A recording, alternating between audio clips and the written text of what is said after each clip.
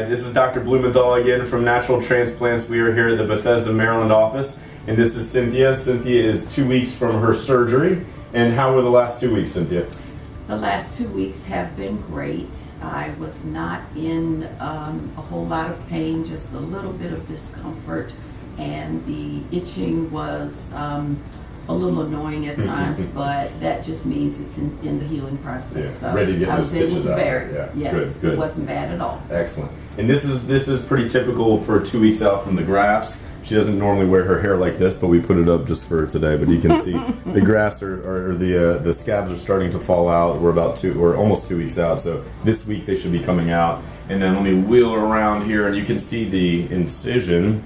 We just took the stitches out.